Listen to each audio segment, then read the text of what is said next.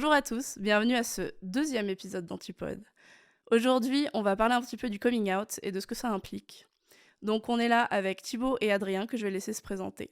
D'abord Adrien, je t'en prie. Salut, moi c'est Adrien, j'ai 25 ans et du coup je suis gay. Je fais une thèse en immuno, enfin sur le cancer et je vais bien.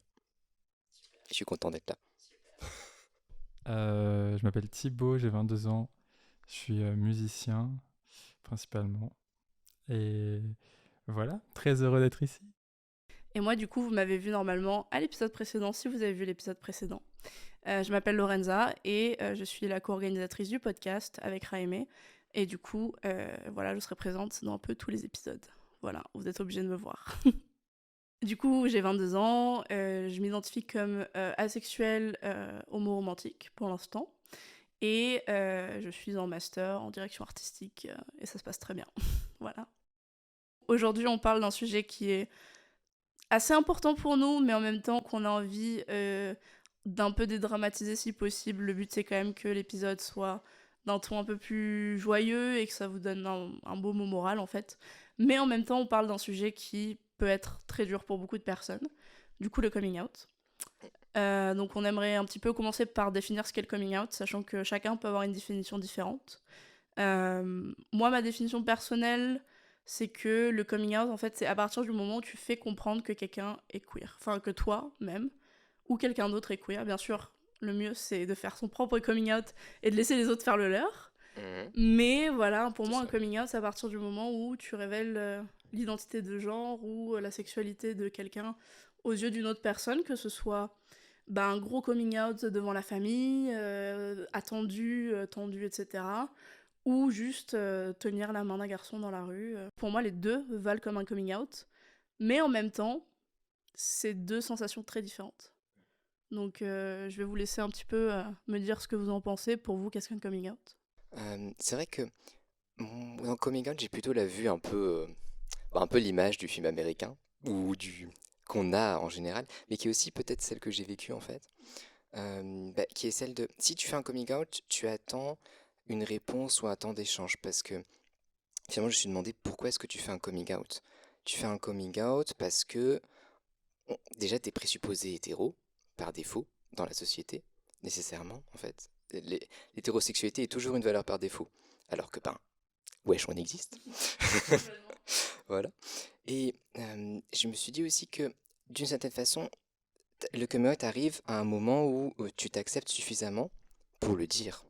Et c'est quand même un moment assez fort, en fait, qui soit finalement anonyme dans la rue, parce qu'il faut quand même avoir les couilles de tenir la main de son copain dans la rue, ou le faire à sa famille dans l'intimité de la maison.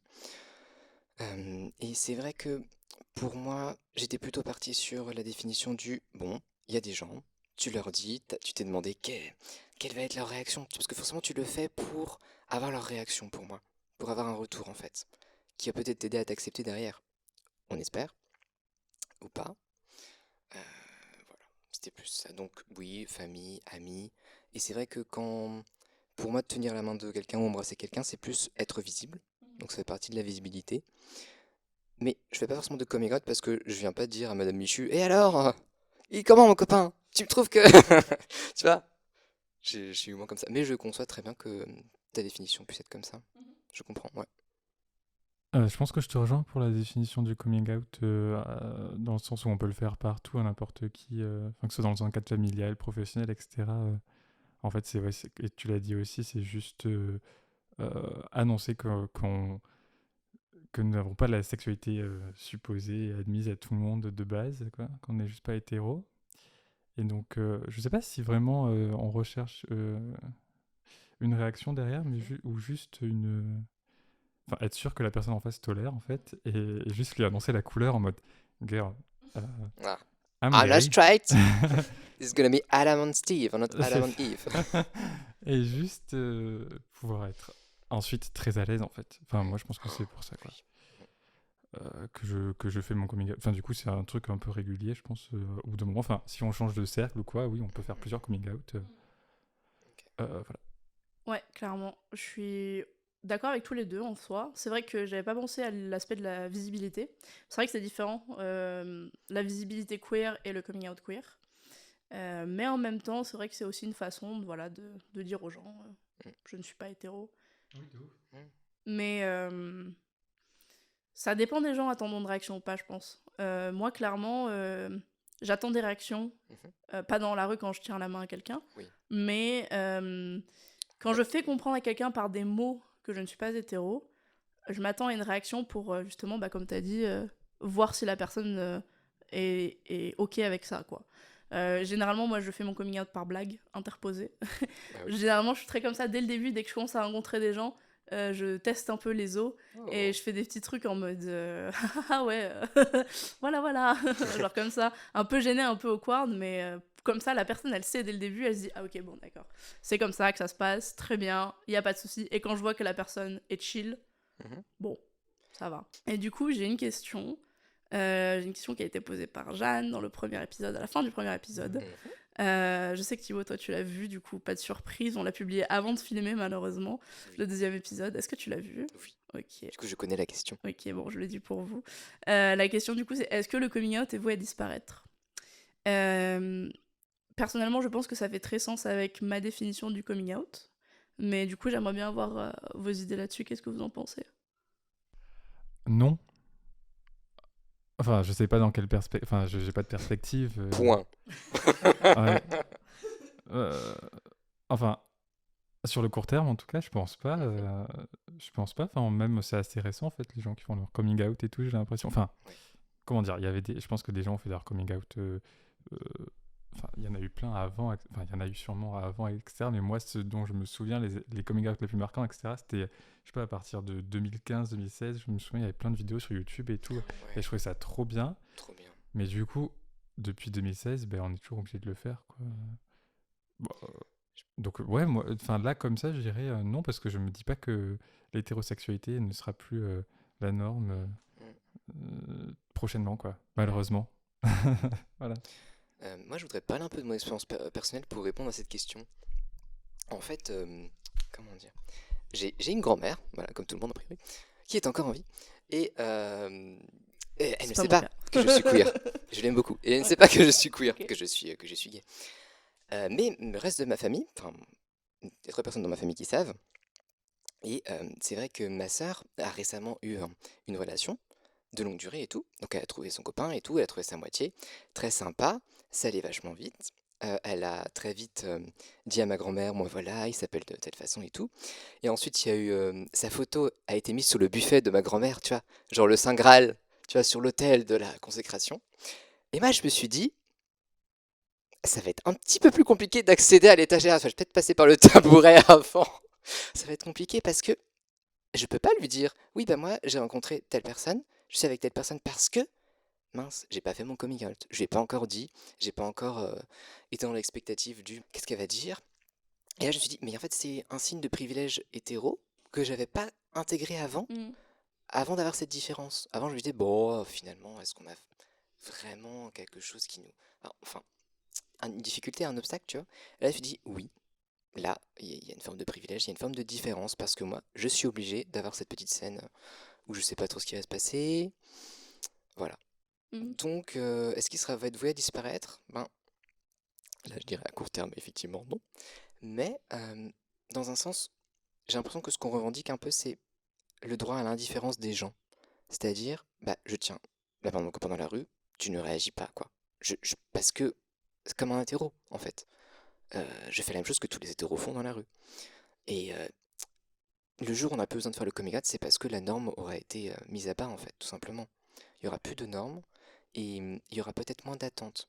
Pour moi, personnellement, le coming out, idéalement, devrait disparaître. Mhm. Parce que, comme tu le dis, ça devrait devenir aussi normal, entre grandes guillemets, que d'être hétéro. Oui. Sur le court terme, je suis d'accord que c'est pas réaliste. Mm. Aujourd'hui, non. Oui, avant, c'était beaucoup plus dur de faire son coming out parce qu'on progresse tous les jours. Et Dieu merci, la société a progressé très très vite ces 10, voire 5 dernières années. Mm. C'est incroyable les progrès qui ont été faits entre 2000 et 2023. Rien que ça. On est passé d'un énorme sujet tabou à avoir des communautés de gens qui sont out, aucun souci dans la rue pour certains endroits, certaines personnes. Des personnes très célèbres qui en parlent librement sans aucun souci, alors qu'à l'époque peu lointaine justement, du gros coming out d'Hélène par exemple, c'était atroce pour elle. Vraiment, les progrès ont été monstrueux, mais on n'y est pas encore. Et j'ai l'impression qu'il y a eu un peu... Enfin, les gens ont fait plus leur coming out, mais du coup, en réponse, il y avait aussi beaucoup plus de gens énervés qui osent encore montrer qu'ils sont bien énervés quand des gens font leur coming out. Même, enfin, il y a encore vachement des gens qui sont outés sans le vouloir. Le progrès, c'est toujours une notion. Et je suis en mode, ok, oui, des choses bougent, c'est vrai, mais et dans les deux sens, ça augmente, quoi. Autant les gens, il y a plein de gens queer, c'est trop cool, et en même temps, il y a plein de gens énervés, des queers, quoi. Et du coup, toi Thibaut, c'était quoi ton expérience avec le coming out? Parce que du coup, tu nous as un petit peu parlé de la tienne. Je sais pas si tu nous as un peu tout dit ou si c'est la limite de ce que tu aimerais partager en caméra, mais... Non, il y a encore plein d'anecdotes croustillantes. Ok, bon, ça viendra au fur et à mesure, il n'y a pas de souci. Mais du coup, Thibaut, je vais te laisser un petit peu parler de ton expérience parce qu'on est aussi là pour discuter de nous, comment ça s'est passé. J'ai fait mon coming out, enfin, du coup, plusieurs coming out, c'est ce qu'on disait au départ et tout, à des gens différents, à différentes périodes de ma vie. Je crois que la première personne à qui j'ai fait mon coming out, c'était une de mes meilleures amies au lycée. Donc, j'étais en seconde. Donc là, ça s'est très très bien passé. Enfin, cette personne était vraiment très ouverte et tout. Et le coming out dont je me souviens le plus, c'est peut-être celui que j'ai fait à ma mère. Je pense que c'était la même période. Et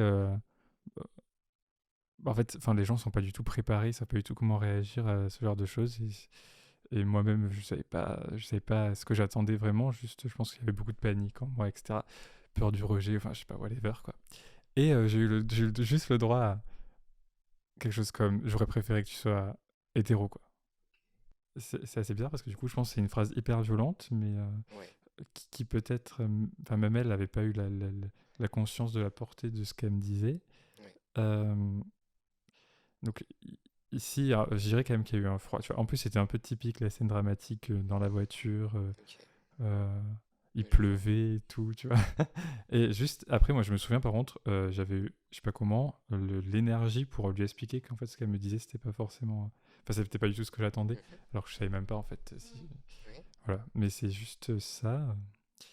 Donc voilà, le coming out à ma mère était assez difficile, mais pourtant aujourd'hui, c'est quand même quelqu'un qui me soutient vachement et tout. C'est juste, voilà, je pense qu'il y a vraiment la question de. Les gens ne savent pas du tout comment réagir. Et donc, ça peut être un peu décourageant, déconcertant de se retrouver face à des réactions inattendues. Mais voilà. Et je sais pas si je parle de ma deuxième expérience. Parce qu'après, j'ai l'autre expérience, encore en relation avec ma mère, c'est elle m'a outé auprès de mon père. C'est pas cool ça. Ouais, mais toujours de la maladresse, tu vois. La pauvre. Genre, en fait, je pense que c'était une période où je commençais à tomber amoureux de garçons et tout, et j'étais hyper malheureux. Enfin, dommage, parce que être amoureux, c'est cool, mais juste, je savais pas du tout comment gérer le truc. Et donc, mes parents sont séparés et mon père se posait vachement de questions, je pense, parce qu'il me voyait que j'étais pas spécialement dans mon assiette. Et donc, ma mère, elle s'est dit, chouette, enfin, j'ai une opportunité pour lui expliquer, en fait, Donc, elle a expliqué à mon père, voilà, que j'étais gay et tout. Et là, je me souviens, c'était horrible de mon côté, parce que j'avais l'impression de perdre le contrôle et tout. Parce qu'en fait, faire son coming out, c'est aussi... Enfin, du coup, perdre le contrôle, enfin, perdre un mur, quoi, une défense, je pense. C'est-à-dire, voilà, je donne cette information, mais je ne sais pas comment les gens vont la réceptionner derrière. Donc, ça se trouve, enfin, ça va être très mal reçu et je sais pas, on va avoir des réactions horribles envers moi. Et donc, là, ouais, du coup, ça passe par quelqu'un. Enfin, c'est trop bizarre. Voilà, ça a mis un froid avec mon père. Enfin, je pense que ça a mis un peu une distance avec mon père parce que du coup, je savais pas comment lui parler. Surtout que enfin, ma mère ensuite m'avait appelé en me disant bon, il a pas très bien réagi. Alors qu'en fait, ça va. Genre, juste beaucoup de maladresse, je pense, dans mes coming out, ce qui est un peu triste parce que ça a retardé quand j'ai fait mon coming out à mon père, c'était genre il y a 2 ans. Donc, ça l'a vraiment retardé. Mais en fait, pareil, il m'a dit c'est déjà difficile pour les gens normaux, donc ce sera plus difficile pour toi. Mais pareil, c'est de la grosse maladresse, quoi. Vraiment, c'est pas grave, c'est juste. Oui, je pense qu'ils savent pas par quoi on est passé déjà juste pour le dire. Ouais, arriver à l'accepter suffisamment juste pour que ça sorte en fait. de ouf. Puis pas déconstruit aussi sur des, en fait, des, parce que c'est la norme et tout. Enfin voilà, donc c'est du vocabulaire en fait qui, dès que t'as fait un petit travail sur toi, t'es en mode, ok, ce vocabulaire est horrible envers moi, nanana. Enfin, il me saoule, je le trouve violent, mais en fait pour eux c'est juste une manière de s'exprimer qui est carrément normale. Du coup, voilà, j'en veux pas du tout à mes parents et tout. Juste, je me dis, ok, oui, c'est vrai, je suis passé par ça. Ne l'oublions pas. Voilà, parce qu'après, sinon, j'ai fait plein de coming out qui sont très bien passés. Voilà, je suis très bien dans ma queerness aujourd'hui. Je vis très bien, quoi. Voilà. Tu es éclairé par la magie de l'arc-en-ciel. Oh yeah. Oh yeah, baby. Ouais, je me reconnais beaucoup dans vos deux histoires personnellement. Il y a un peu des deux dans mes coming out. Il y a un côté justement où j'étais dès très jeune, j'étais l'allié numéro 1 de la cause LGBT sans même savoir que j'étais queer. Et du coup, je sais que mes parents étaient très véhéments quand j'étais plus jeune. Ils se sont un peu adoucis aujourd'hui, on va pas se mentir. D'accord. Mais j'ai eu des remarques et des phrases qui, bah pareil, étaient pour moi très violentes, pour eux anodines. Oui. À une époque où je savais même pas que j'étais queer. Euh, je sais qu'il y a eu des engueulades dans ma famille sur le sujet parce que nous, on défendait avec ma sœur les personnes LGBT et mes parents les accusaient pas mal. Et quand j'ai commencé à comprendre que j'étais queer et que je me suis rendu compte que bon bah l'environnement était pas exceptionnel, en tout cas à l'époque, je me suis dit bon, on va attendre. Et j'ai attendu longtemps. Enfin, ça m'a paru long. Ça m'a paru très très long. Et en fait, je me suis dit, je ne leur dirai pas tant que je n'ai pas quelqu'un avec qui c'est vraiment sérieux au point de vouloir finir ma vie avec, me marier, vivre ensemble, etc. Ou, étant donné que mes parents m'ont eu assez tard, et c'est morbide, mais jusqu'à ce que mes parents s'en aillent, en fait. Je ne leur dirai pas, c'est un secret qui restera gardé, s'il doit être gardé. Sauf que... Sauf que, en fait, il y a eu un petit souci, c'est que mes parents ont pressurisé ma sœur. Parce que le fait que j'ai beaucoup d'amis queer, que je sois très véhémente sur la défense de la communauté queer, a fait que des soupçons ont été révélés. Les soupçons étaient là. Eh oui. Et du coup, ils ont pris l'habitude de quand j'étais... Parce qu'on vit tous dans des endroits différents. Ma sœur est à Marseille, mes parents sont dans le golfe de Saint-Tropez, moi je suis à Paris. Quand ma sœur rentrait et que moi je n'étais pas là, ils ont pris l'habitude de la choper dans un coin entre quatre murs et de dire est-ce qu'elle est lesbienne? Est-ce qu'elle a une meuf? Est-ce qu'elle nous cache une seconde vie à Paris? Et en fait, au bout d'un moment, ça, quand elles m'ont parlé, ça m'a fait tellement mal au cœur de voir ma soeur dans cette situation que ça m'a un peu forcé à faire mon coming out à mes parents. Je voulais qu'ils arrêtent, en fait, pour elles. Même si c'est moi la petite sœur, c'est elle qui prend soin de moi. Elle disait mais t'inquiète pas, moi je m'en fous que tu sois gay ou pas. De toute façon je le sais pas et si je le savais je leur dirais pas. Vraiment, elle me soutenait à fond. Il y avait aucun souci. Mais du coup j'ai dû leur dire et j'ai pris le choix conscient de leur dire. Mais j'ai été pressurisée. Donc il y a cette perte de contrôle que j'ai ressentie. Quand tu as dit la perte de contrôle, pour moi, c'est quand même une forme de contrôle parce que je prends le choix de le faire ici, maintenant. Et toutes les personnes à qui j'ai fait mon coming out ne m'ont pas outé. Parce que pour l'instant, c'est des parents ou des amis proches, tu vois. Donc, je suis parti un peu. J'ai fait un stage en fait aux US. Et puis, je suis revenu en master. Et grosse déprime. Et là, je me disais, tous les trajets en RER, c'était, mais comment ils vont réagir? Comment ils vont réagir? Est-ce que je leur dis? Je suis obligé de leur dire. Ça ne changera pas. C'est un état permanent. Et je ne peux rien faire contre cet état, en fait. J'ai rien que je peux faire. Ça va pas changer. Ça fait partie de moi. Donc il y a deux solutions. Soit je leur dis, je l'accepte, soit je règle le problème. Et comme le problème c'était moi, ben il y avait un petit côté rail de RER. Et à un moment donné où j'étais vraiment dans le trou, j'ai appelé ma mère. On discutait, on discutait, on discutait. Et je me rappelle bien, je me rappelle bien du t-shirt que je portais et où j'étais. Et là, je lui dis, mais ça, de toute façon, ça va pas résoudre mes problèmes d'orientation sexuelle, tu vois. Enfin, ça va pas résoudre mes problèmes. Tu vois, comment ça, tes problèmes? Bah oui, je pense que je suis gay, tu vois. Bon, je suis pas sûr, machin, mais il y a de fortes présomptions. Donc, c'était arrivé à un tel niveau de mal-être que je pouvais plus stocker cette information en moi. Elle devait forcément sortir et je devais avoir leur réaction. Et sinon, ça aurait pas été possible. J'aurais pas tenu, en fait, finalement. Et donc, la première chose que ma mère m'a dit, forcément plein de maladresse. T'es quand même pas pédé, Adrien. Et là, tu te dis, bon. Et comme toi, j'étais plein d'énergie. Marche arrière. Non, exactement, plein d'énergie pour leur expliquer pourquoi il fallait plus dire PD. Pourquoi c'était pas parce qu'ils m'avaient pas amené au foot quand j'étais petit, parce qu'a priori, il n'y a pas un vagin dans un ballon de football, tu vois. T'as pas besoin d'être hétéro pour jouer au football, bon, voilà. Des trucs comme ça. La deuxième question qu'on m'a posée, c'était, Adrien, est-ce que tu penses que ça va pas te poser des problèmes pour ta carrière? Et là, je me suis dit, mais en fait, ils pensent vraiment que c'est une option sur une Twingo, en fait. Qu'il y a un choix qui s'est fait. Et en fait, pour toi, vous parliez de s'ostraciser de la société comme si, je sais pas, on se rasait le crâne ou je sais pas, on porte des piercings, on a le droit de porter des piercings et se raser le crâne. Non, mais je me mets dans le mood des boomers, ok? Bon, sauf que c'est pas un choix. Et au pire, je dis ici, j'avais envie de le dire, si c'est un choix, au pire, bah, vous êtes bien obligé de nous accepter pareil parce que c'est ok. Bon. Mais moi, j'ai pas l'impression d'avoir coché un contrat au début de ma vie avec écrit en petit, bonjour, tu seras gay. Comme Moonlock, donc voilà. Donc il a fallu lui faire comprendre aussi que c'était pas un choix, parce qu'il me dit, bon quand même, bah non, toi t'as pas choisi d'être avec des mecs, voilà. Au pire, toi tu trouves les mecs beaux, moi aussi. Et ça s'est bien passé plutôt, parce qu'effectivement, elle m'a dit que, enfin, elle m'a bien accueilli quand même, elle m'a dit qu'il n'y avait pas de souci avec elle. Bon, elle serait peut-être un peu triste qu'elle aurait peut-être pas de petits-enfants, c'est souvent la chose qui revient. On peut adopter. Bref, voilà, ou les chats c'est bien aussi. Voilà. Et ça s'est arrêté là. Et une fois que... c'est le début d'un long processus en fait. Parce qu'une fois que je lui ai dit, j'ai l'impression que le poids du globe terrestre se soulevait de mes épaules et là, je me sentais bien. Je l'avais dit à quelqu'un, elle avait bien pris, plutôt, je trouvais. Ah ben, je pouvais commencer à vivre en fait. Et le RER s'éloignait de moi. C'est bien.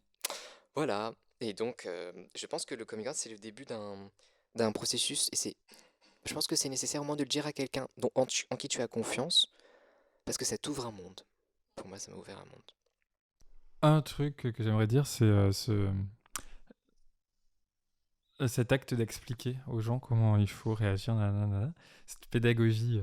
Je sais pas, il faudrait des cours en ligne, des formations, je sais pas, un truc. Parce que moi, je trouve, je trouve ça épuisant. J'ai pas du tout envie de faire ça, en fait. Enfin, tu vois, je me dis... Enfin bon, quand c'est tes parents, ok, peut-être tu veux faire un effort et tout, mais sinon, les gens... Je sais pas, il faudrait qu'ils s'éduquent par eux-mêmes, quoi, parce que je trouve ça relou de devoir leur expliquer. Non, mais en fait, là, ce que tu dis, c'est blessant. Et puis, si tu réfléchis bien, en fait... Voilà. Mais du coup, ça rebondit pas mal sur un sujet que je voulais aborder dans l'épisode. Pour vous, ce serait quoi un coming out idéal? Si je réfléchis très simplement, parce que là, j'ai eu plein d'idées en mode... qu'on m'accueille avec un carrosse et une robe, arc-en-ciel. des perruques, un truc trop... Mais non, en fait, un truc tout simple. Juste... Ah, mais pas de réaction, tu vois, il y a des gens, ils disent ça. Genre, l'histoire de leur coming out, c'est, ouais, je l'ai dit à ma mère, on était en train de graille, je lui ai dit, ouais, je suis gay, ouais, tu peux me passer le sel? Ok, très bien, ça, c'est complètement, du coup, enfin, c'est rentré complètement dans, je sais pas, enfin, c'est une idée comme ça, comme si je t'avais dit, j'allais changer mon jean, quoi. Enfin, tu vois, ça a aucun impact, et ça, je pense que c'est un très bon coming out en soi. Après, il y a des gens qui veulent aussi une légère réaction. Hein. Ouais. Moi, j'aimerais bien... Enfin, moi, personnellement, j'aurais aimé un truc du style... Ah bah écoute, on t'aime comme tu es. C'est tout ce que j'aurais voulu. On t'aime. C'est genre... Bon, c'est un mot qui est... Il faut leur arracher de la gueule chez mes parents. Mais je sais qu'ils en sont capables. Et ce moment-là, j'aurais préféré... Parce que j'ai eu aussi un petit peu un manque de réaction de mon côté. Parce que j'ai vraiment eu un... Oh. Ah. Genre vraiment, j'ai eu ça. Hein. Je pense qu'il y a un tel état de sidération au début, enfin, sidération. Ma mère s'y attendait en plus, enfin, je veux dire, depuis. Ouais. Tu vois. Mais les mamans le savent. Mais elles savent tout. Souvent. Je sais pas comment. Mais les mamans savent. Oui, par contre, les papas, ils savent. Bon. Bref. Et je pense qu'ils ont. Enfin, moi, je lui ai posé la question, juste pour l'occasion du podcast. Je lui ai posé la question.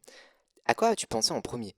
Bon, déjà, je me rappelle plus. Ok, bon, merci. Et elle m'a dit, oui, je m'inquiétais, je pense, pour toi, que les gens se moquent de toi. En fait, elle avait peur plutôt pour moi. Ouais. Donc, il y avait aussi un peu la pression des autres. Mais peut-être aussi sur moi, sur elle, enfin, des choses comme ça.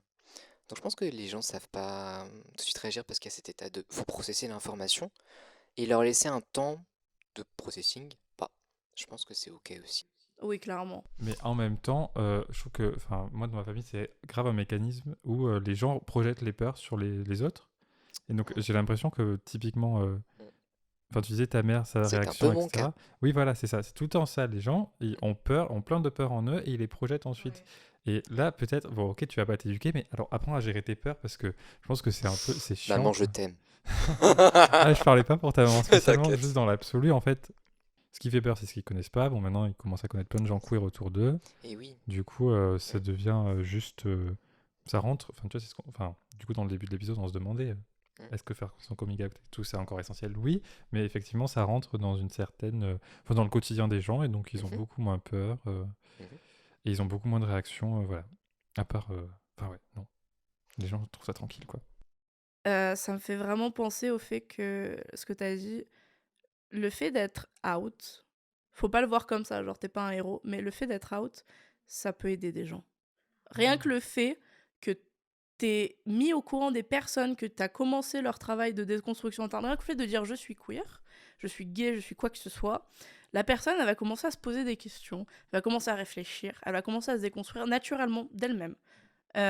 Et en fait, ça va libérer un poids pour les personnes suivantes, que ce soit si vous avez le même entourage par je ne sais quel hasard, vous aurez moins de problèmes si la personne a déjà entendu un coming out dans sa vie avant. Et c'est pas pour me jeter des fleurs, mais j'ai été out à tout le monde sauf à mes parents pendant des années. Étant donné que mon cercle proche et même mon cercle lointain est très loin physiquement de mes parents, en fait, de mes 16 ans jusqu'à mes 22 ans, hem, tout le monde autour de moi était au courant que j'étais queer sauf mes parents. Parce que je suis partie de chez mes parents à 16 ans. Donc, en fait, quand j'étais en école d'ingénieur, quand j'étais en prépa, quand j'étais dans des milieux où personnellement ma prépa et mon école d'ingénieur étaient très peu ouverts d'esprit, surtout les gens vers qui j'étais, j'ai fait j'étais out et je m'en suis pris plein la gueule, je trouve. Mais je me dis que ça a peut-être aidé des gens autour de moi qui n'étaient pas out et Mm. qui m'ont entendu être fiers de moi Ouais. et faire des blagues tout le temps là-dessus et m'en prendre plein la gueule et leur en renvoyer plein la gueule. Rien que le fait de faire ça, je trouve que ça aide la communauté en général. Du coup, j'ai deux. Enfin, ce que vous avez dit, ça résonne de deux façons. Il y a le fait que quand tu es out, ça peut aider des gens. Et une fois que tu fais ton coming out, tu grandis. Du coup, sur la première chose, donc après que. Enfin, au cours de mon petit chemin de croix du coming out, quoi, on va dire, cette année, là, il y a 4 ans, quand j'étais en école, justement, aussi, mais plutôt ouverte l'école et tout. Bon. Il y a quelqu'un, en fait, qui est arrivé en deuxième année, qui était queer, qui était gay, et qui était out. Et en fait, j'avais besoin, je pense, d'un certain modèle euh, de queer. Parce qu'effectivement, il y a l'absence de modèle dans toute la construction de la norme, etc. Pour moi, une des raisons pour lesquelles j'avais pas à m'accepter, c'était quand on est gay, on va forcément pas faire couple.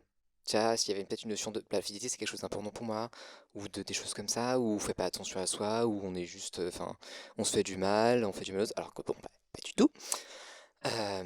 Et du coup, dans ma promo, j'avais deux personnes qui étaient gays, mais je me voyais pas du tout en fait dans elles, je me reconnaissais pas dans elles.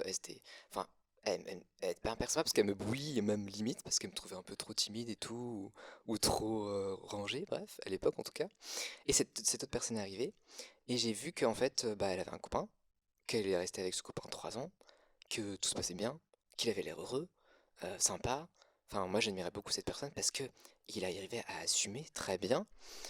Et en fait, le simple fait qu'il existe m'a permis à moi aussi d'exister un peu plus en fait.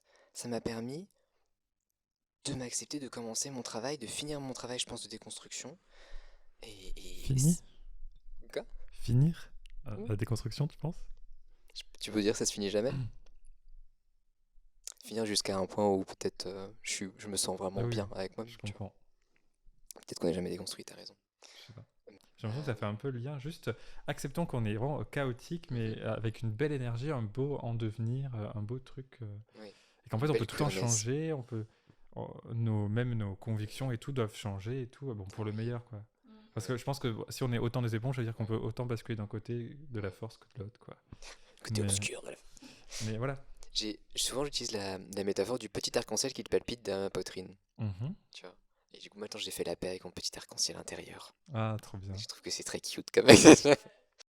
Mais du coup, on voulait aussi un petit peu parler du côté, on en a déjà beaucoup parlé, mais du côté d'être safe quand on fait son coming out. Et notamment, j'ai une grande pensée pour les personnes trans et non-binaires. Bon, bien sûr, la non-binarité est une forme d'être trans, mais trans et non-binaire, étant donné qu'il y a souvent un processus de transformation, d'où le mot trans, il y a souvent une volonté de changement physique, de changement de nom, de changement de pronom, on est obligatoirement visible. Et ça peut être au détriment de notre propre cercle, ça peut être au détriment de nos relations avec nos parents, avec notre famille, surtout que le fait d'être trans est encore moins compris que le fait d'être queer, dans le sens orientation sexuelle. Donc ça peut être vraiment dur, sachant que, comme tu parlais de la santé psychologique, être mal genré tous les jours, être appelé par un autre prénom, se voir dans le miroir et pas se reconnaître, ça fait mal. Et ça doit vraiment influencer. Moi, je le vis pas, donc je peux pas... Mais j'ai de la compassion pour ces personnes-là qui sont pas out. Et je ne conseille à personne d'être out s'ils ne sont pas safe. Mais il y en a pour qui c'est vraiment dur et franchement, on les soutient. Je pense que c'est un peu le combat d'avant-garde, entre guillemets. Maintenant, les trans sont peut-être les gays des années 2000, 2005, tu vois. Je pense. Et c'est vrai que, personnellement, j'avais peut-être du mal à me projeter il y a quelques années dans l'expérience trans. Et en fait, en comprenant et en faisant un retour sur mon expérience homo, en me disant, bon, c'est quelque chose qui te tombe dessus et il faut le gérer. Tu ne peux pas le modifier. Et tu as deux choix, l'accepter ou l'accepter, en fait. J'ai compris que c'était difficile, évidemment. En plus, c'était isolé, vu la fragilité psychologique dans laquelle je me projetais et j'étais. S'il y a quelqu'un qui te sort de ton aspect un peu normatif, non, je suis normal, je me suis renseigné, voilà, je me suis construit une communauté, ça fait extrêmement mal, en fait. Donc, ouais, je comprends que là, effectivement, du coming out, ça peut être une belle expérience, ça peut t'ouvrir de nouveaux chemins, mais seulement si tu sais que tu vas être safe. Si tu sais que ça ne va pas te sortir de ton état de normalité que tu t'es construit, parce que je pense qu'on a chacun besoin de se construire un peu de nos normes, en fait, même si la norme c'est pourri. Juste notre tranquillité mentale, en fait, se dire que non, c'est pas contre nature, bizarre. Moi, je sais que ça me dégoûtait, en fait, de voir deux mecs s'embrasser quand j'étais petit. Aujourd'hui, obviously, it's not the case. Donc, effectivement, en plus, là, il y a le rapport au corps. Il faut que tu es dans ton corps, qui n'est pas le bon, qui n'est pas le tien. Et a priori, on peut pas, c'est dur de quitter son corps, donc voilà. Donc, ouais, c'est vrai que j'ai une pensée aussi pour eux et je pense que c'est important d'être safe. T'as raison. Encore plus si t'as un double coming out, parce que avec l'identité de genre et la sexualité, tu peux être queer dans les deux sens. Et des fois, ça se passe bien pour l'un et mal pour l'autre, ou inversement, ou bien pour les deux, ou mal pour les deux. Et pour l'instant, ce podcast, on est qu'au 2e épisode, donc clairement, on s'adresse plutôt à des gens d'Antiswipe qu'à qui que ce soit d'autre. Et les gens d'Antiswipe, généralement, c'est des gens qui sont au moins out à eux-mêmes et à leurs proches. Sinon, enfin, leurs proches, quand je dis proches, c'est genre leur cercle de personnes dont ils font confiance à faire leur coming out. Chosen family. Chosen family, exactement. Sinon, ils ne feraient pas... ils ne viendraient pas, je pense, dans une communauté queer en se montrant queer. Parce que quand tu viens dans la communauté, si tu croises qui que ce soit dans la rue et qu'on est on est dans la rue en train de marcher et qu'on parle, ils nous entendent parler du fait qu'on est tous gays, enfin, il y a un risque, tu vois. Donc, bien sûr, on s'adresse moins aux personnes d'Antiswipe, par exemple, mais si un jour cet épisode est revu par d'autres personnes qui sont plus dans le placard, franchement, enfin, courage, vraiment. Et ça ira mieux, promis. Ok, sur ce, je pense qu'on va conclure cet épisode. Avant de le terminer réellement, on va vous lire un petit... C'est un poème ou un texte ? Je crois que c'est un texte. C'est un texte, ouais. C'est un texte. Un texte qui a été écrit par... Oui, par Paul B. Preciado. C'est un auteur trans. Je crois qu'il est espagnol, il me semble. D'accord. Et en fait, le livre s'appelle Un appartement sur Uranus. Et ça raconte un petit peu le processus du coming out et le fait que ce soit pas un choix et que ça peut être la porte d'un nouveau monde, en fait. Ouais, donc on va vous laisser sur ce texte qu'on va vous lire. On va essayer de mettre à l'écran le plus de ressources possibles pour les personnes qui en auraient besoin, que ce soit des ressources LGBT, que ce soit des associations, que ce soit des ressources psychologiques aussi, parce que avec la peur vient des fois les problèmes psy. On aimerait quand même vous quitter sur une note assez haute. J'ai envie de dire qu'aujourd'hui, tous les trois, on est quand même fiers de qui on est et ça Ouais. fait plaisir à voir. Mm. Et moi, ça me fait plaisir tous les jours quand je vois des personnes qui s'acceptent et qui se montrent et qui sont visiblement queer, que ce soit dans leur manière d'être, de parler, de bouger, de s'exprimer. C'est quand même un nouveau monde qui s'ouvre quand on s'accepte comme on est. Et du coup, bah, on va vous lire un petit extrait justement qui parle de ça. On est gai et joyeux. Exactement. Exactement.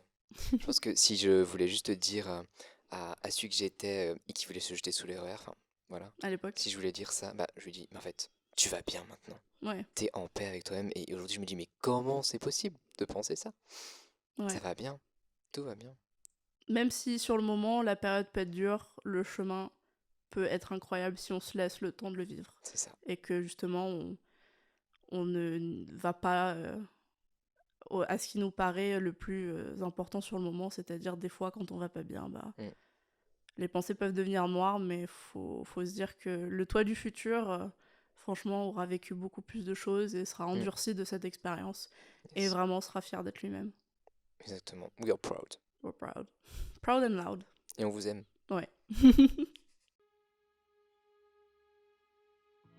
L'homosexualité est un sniper silencieux qui colle une balle dans le cœur des enfants de cours de récréation. Il vise sans chercher à savoir s'ils sont des gosses de bobos, d'agnostiques ou de catholiques intégristes. Sa main ne tremble pas, ni dans les collèges du 6e arrondissement, ni dans les zones d'éducation prioritaire. Il tire avec la même précision dans les rues de Chicago, les villages d'Italie ou les banlieues de Johannesburg. L'homosexualité est un sniper aveugle, comme l'amour, éclatant comme un rire et aussi tendre qu'un chien. Et s'il se lasse de prendre des enfants pour cible, il tire une rafale de balles perdues qui vont se loger dans le cœur d'une agricultrice, d'un chauffeur de taxi, d'une chanteuse hip-hop, d'une factrice pendant sa tournée. La dernière balle atteint une femme de 80 ans pendant son sommeil.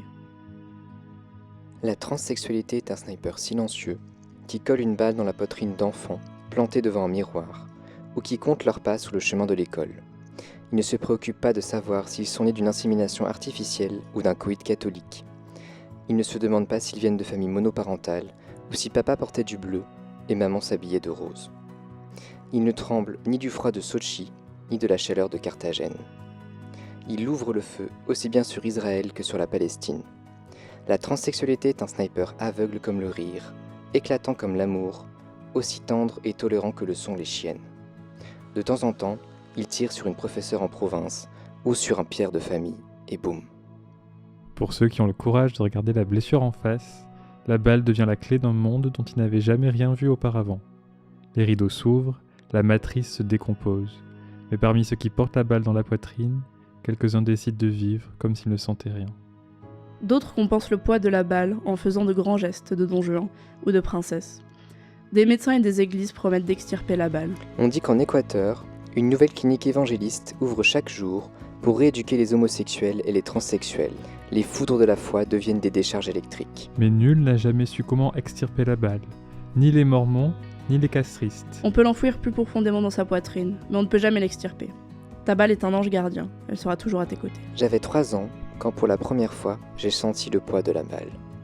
J'ai su que je la portais en entendant mon père traiter de sale gouine dégueulasse 2 filles étrangères qui marchaient en se donnant la main dans la rue. Ma poitrine s'est mise à brûler. Cette nuit-là, sans savoir pourquoi, j'ai imaginé pour la première fois que je m'échappais de ma ville et que je partais dans un autre pays. Les jours qui suivirent furent des jours de peur et de honte. Il n'est pas difficile d'imaginer que parmi les adultes qui participent aux manifestations de la colère, certains portent, enquistés dans leur plexus, une balle ardente. Par simple déduction statistique et connaissant la virtuosité des snipers, je sais que certains de leurs enfants portent déjà la balle au cœur. J'ignore combien ils sont, quel est leur âge, mais je sais que certains d'entre eux ont la poitrine qui brûle. Ils portent des banderoles qu'on a mises entre les mains qui disent « Ne touchez pas à nos stéréotypes ». Mais ils savent qu'ils ne pourront jamais être à la hauteur de ces stéréotypes. Leurs parents hurlent que les groupes LGBT ne doivent jamais entrer dans les collèges, mais ces enfants savent que ce sont eux les porteurs de la balle LGBT. La nuit, comme quand j'étais enfant, ils vont au lit avec la honte d'être les seuls à savoir qu'ils sont la déconvenue de leurs parents. Ils vont se coucher avec la peur de ce que leurs parents les abandonnent s'ils apprennent ou préfèrent encore qu'ils meurent. Et ils rêvent peut-être, comme moi avant eux, qu'ils s'enfuient dans un pays étranger, dans lequel les enfants qui portent la balle sont les bienvenus. Et je voudrais dire à ces enfants, la vie est merveilleuse. Nous vous attendons. Ici, nous sommes nombreux. Nous sommes tous tombés sous la rafale. Nous sommes tous les amants aux poitrines ouvertes. Vous n'êtes pas seuls.